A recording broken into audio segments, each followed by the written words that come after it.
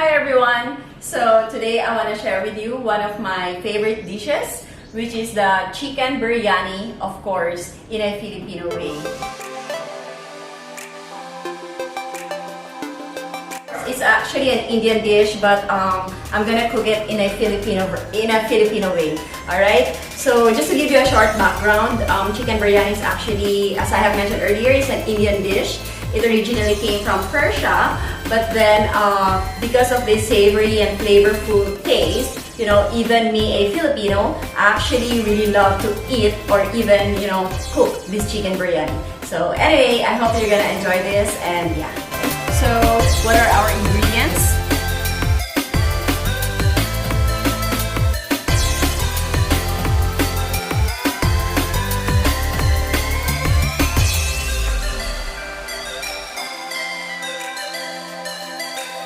So put an oil, just small one. We're using an olive oil, but you can actually use any oil. Okay. So first we're gonna put the red chili. Red chili. Just put the fire into the low-medium heat.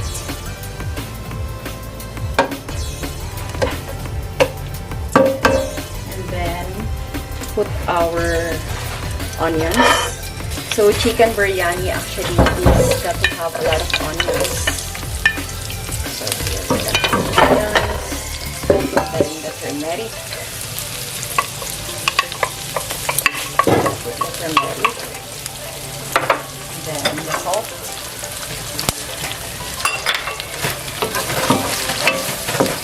Just mix it.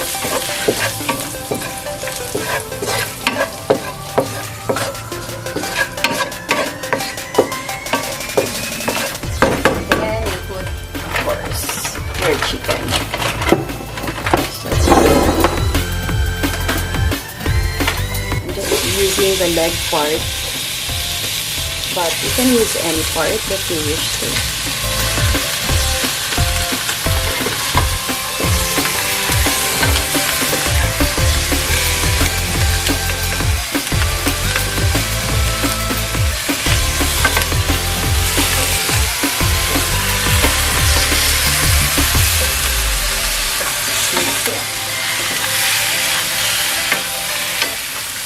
So while you're cooking the biryani, so while you're cooking the chicken, okay, let's cook our basmati rice.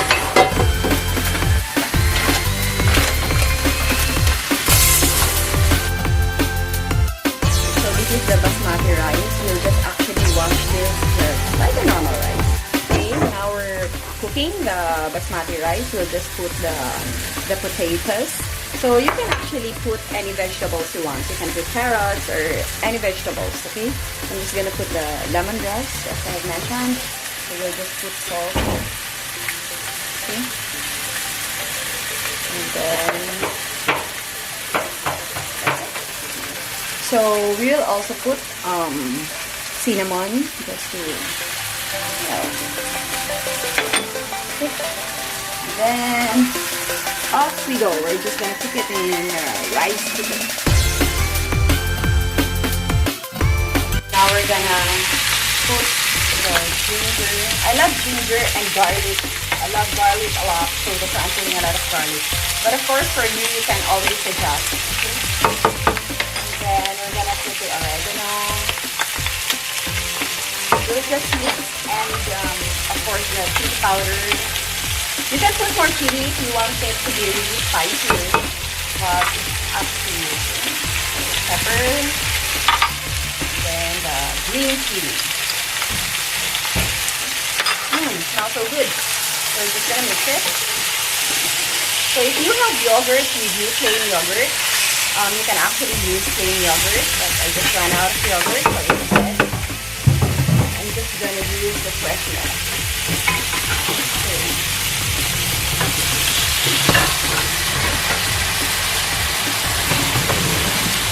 So you can use any milk, by the way, coconut milk, any milk you wish to put.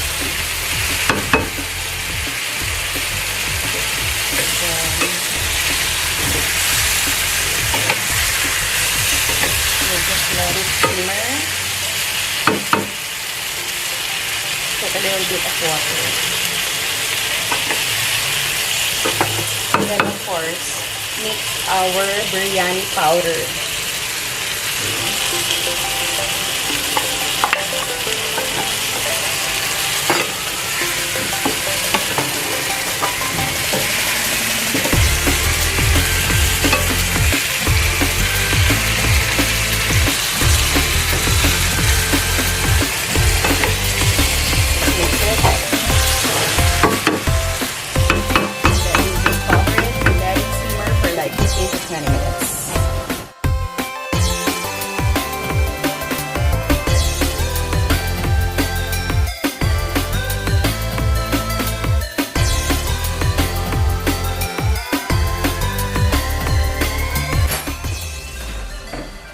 So now we have the cooked